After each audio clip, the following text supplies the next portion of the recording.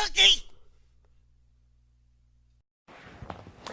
Hi, and this is Faux Son Elizabeth Cookye, CEO and Mistress Secretary of Goddesses Incorporated, and the ultimate anime mascot goddess covering anime of the Bisoujo Senshi universe, women of video games and women of manga and performing arts.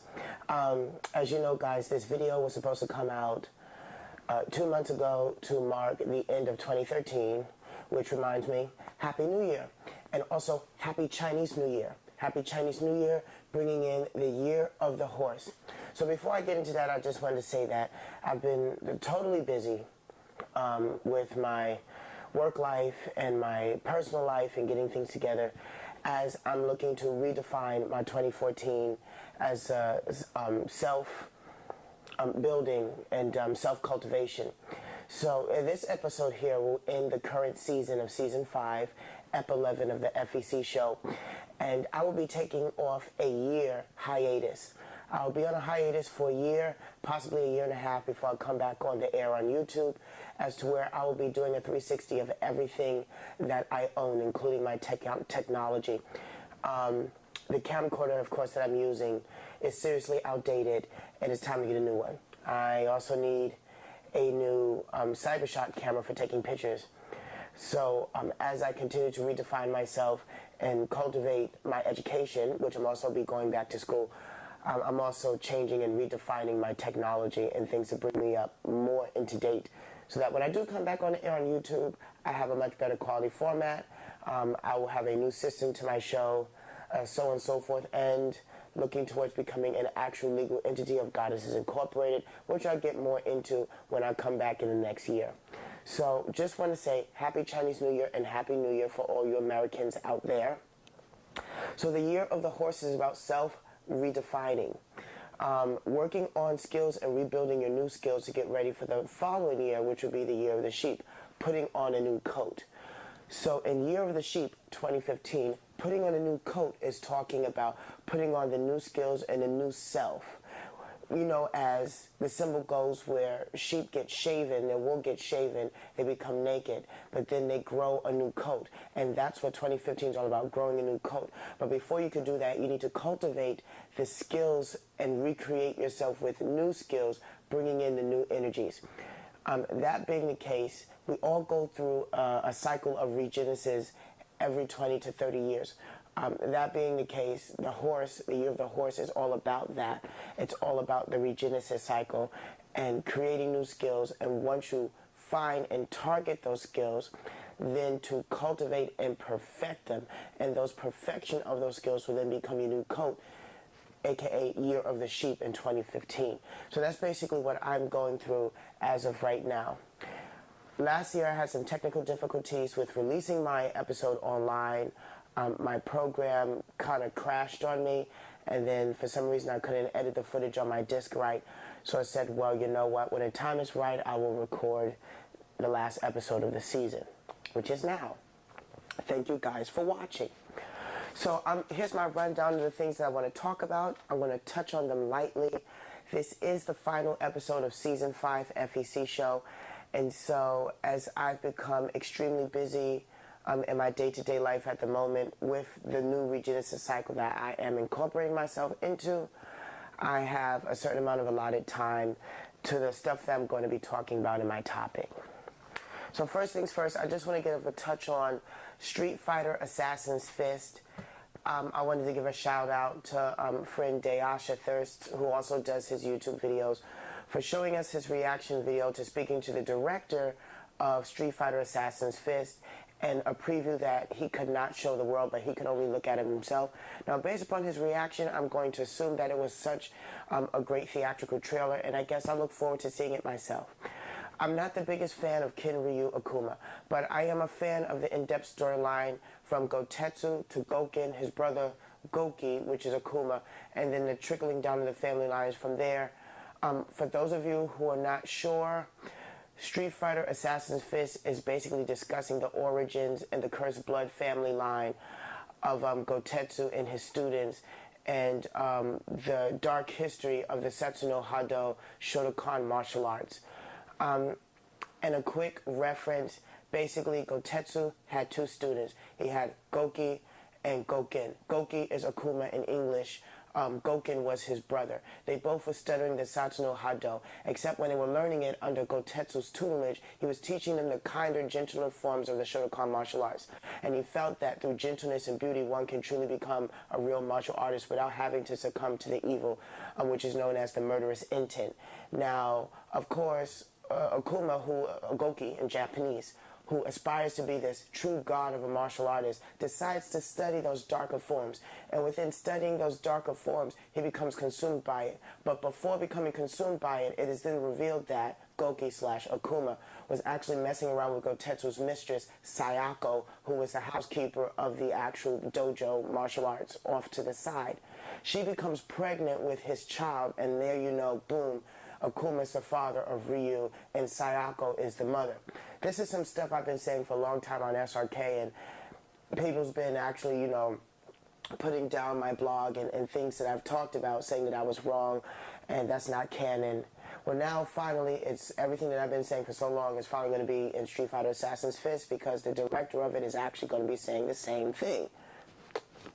Like for all of us otaku out there who lives in the world of Japanese anime, this is nothing new. So, of course, by the time Gotetsu finds out that Goki has studied the murderous part of the martial arts, it is already too late, and the only way to liberate him from the darkness is to kill him.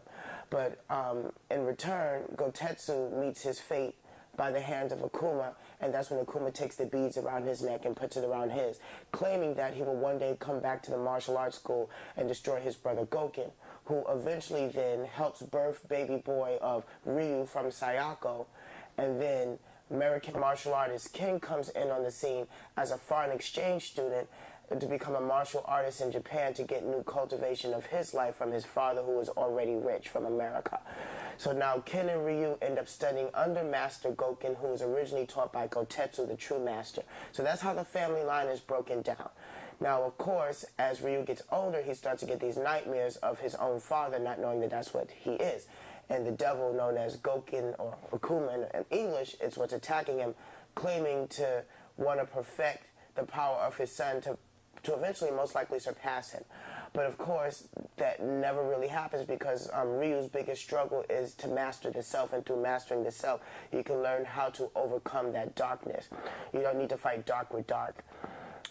In this case, he's fighting light with dark and making the light overcome the dark. And that's basically what Assassin's Fist is going to be all about. Am I really surprised? No, not really. But I could tell you that I am extremely happy, because finally, all the Ken, Ryu, Akuma, Gotetsu fanboys out there will finally get their fan dream movie on the Street Fighter origins of Ken, Ryu, Akuma, and Gotetsu. Finally, this will give them something to shut up about, where someone who actually is not only an anime otaku who's actually directing this movie, he's also a big fan of the Street Fighter game and a big fan of Japanese anime. And when you put those two things together, and also a martial artist in real life, you will get a product that that Hollywood would not ever be able to produce with people that they just hired that know nothing about nothing. So, way to go. Shout out to Dayasha Thirst. Thank you so much for showing us that little reaction video. I'm still around. I'm still doing my thing. Good to see that you're doing well, and I'm glad that you came out of recovery. On a small little side note, it would be nice, just something for y'all to think about out there. It would be nice to actually see a KOF movie on the Orochi saga with Goet Nitz, Rugal, Bernstein, the Orochi clan, in that same depth that they're about to give Street Fighter Assassin's Fist, to talk about Chizuru, the Mirror, Kyo Kusanagi, and also Yuri Yagami, the Mirror and the Orb. That would be nice if they did that in that likeness, with that same depth, with that same passion. That's what needs to happen to Japanese anime adapted video games in real time. Just something to put out there. So moving on, I'll also be doing another event for those who've been coming to my Microsoft Store events at Valley Fair Mall in San Jose. March 8th is my next event. I will be doing The Fighter Within. So I talked about this maybe 2 episodes ago, just about when I had got the Xbox One. The Fighter Within was created by Ubisoft, and it is another fighting video game. But in this case, you are the actual fighter, and it's being controlled by the Kinect, which is powered by a motion capture camera lens. That being the case, what would it be like to play a game like that, and you're the fighter, and you're now reliant on your body skills rather than your controller and mental skills. So now the mind and the body must become one. Now for us martial artists, such as myself, this is a dream come true, as even though this technology is new and it's still being perfected, this can change the way we look at fighting video games. Who knows, maybe 5, 6, 7, 8 years down the road from now, Street Fighter may make a game like that in its likeness where you are the actual Street Fighter character now working on the Kinects or camera lens or motion capture camera, and your skills on winning are dependent upon the person that you're facing. Just something to think about. Moving on to the next thing, just wanted to say that I noticed that SRK put up a nice little ad that Double Helix has been acquired by Amazon. Amazon online retailer that is known for selling worldwide global goods.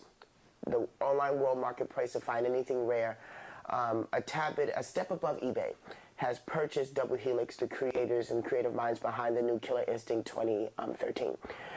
That being the case, Amazon has no reasons to interrupt the intellectual property of the Double Helix team as they continue to work on, hopefully, the Season 2 characters and Season 2 Easter eggs of the Killer Instinct franchise. The same way how Warner Brothers purchased NetherRealm Studios, and they didn't interrupt NetherRealm Studios and their intellectual properties. So that's nice to know. Good for you, Amazon. You're expanding your horizons and you're starting to get into horizontal integration. Moving on. So I will not be attending SoCal Regionals at the end of this month. I have some other stuff that I am doing, some stuff that is more important. I can't reveal what that is right now, but it is confirmed I will be going to EVO. I will be signing up to play Killer Instinct. Waiting, 16, 17 years for this sequel. I can't miss this up. I will be in Las Vegas. I will be there. I will be there to compete. And of course, I will be cosplaying again. For those who haven't seen me since 2011, when I dressed up as Katana for the MK9 tournament, I will be dressed up as Black Orchid, because I know that there will be more cosplayers this year as they start to slowly integrate Japanese anime into the fighting game video scene on the American forefront. For all of y'all in Japan, we know that's already been there. That's nothing new. But on the American forefront, there's still this slow integration of accepting that the two go together like a chicken leg and a thigh. I will be there. I will be doing live action stunts randomly like I did in 2011 in the image of Chun-Li and Katana. Only this time I will be Orchid. So basically, bitches, bring your A game for all you out there who are actually cosplaying.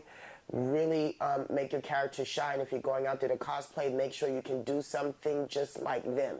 Just putting it out there. Let's see. All right. And last but not least, like I said, there's been a changing of circumstances in my life. And so I am redefining myself, not only academically, but also intellectually. And I'm motivating myself to change the way that I'm doing things in my employment life. So I'm working very hard to change a lot of those circumstances, whereas working on my business model, going to school, changing my technology, and also taking care of some old business back at home. So, which actually leads into I guess somewhat of my life lesson, but not really a life lesson. It's really short. There's an old saying called put up or shut up. I'm going to say that again. Put up or shut up. What that really means is, unless you are contributing to the mission, and unless you're giving any kind of resources physically to the mission, then you should not have nothing to say about what that person is doing in their off time or what they're doing to better themselves. I noticed over the last couple of months I've been facing some of that on the back end. I haven't really talked about it. I haven't really had anything to say about it, whether it be from family life or friend life or whatever. But I felt I needed to really come up with something to say about it. And what better way to say it now on my season finale of this ep. And basically what I'm just saying is, unless you are giving someone resources physically to help them in their dilemma or their problem, then really, you need to shut the hell up. You need to sit in a corner, mind your business, and continue doing what you're doing. I can say that living here in California and living by myself for a while and really supporting myself for a long time without any help, zero help, That means that whatever methods and solutions that I choose to rectify whatever situational problems that I may have, whether small, large, indifferent, or weird, then people out there should really have nothing to say. Not just for myself, but for anyone else out there who's struggling doing the same thing, trying to make their dreams come alive. You know, and that's something that I notice about life in general and being around in certain social circles. Unless you're really helping a person get to where they need to be, then you should really have nothing to say because you don't really understand their circumstance. So you need to go in the corner and shut the hell up. Put up or shut up. Say Cookie! And I will see you guys in another year to a year and a half. Frozen Elizabeth Cookie will come back redefined with better information, better technology, better news, better organization, better everything.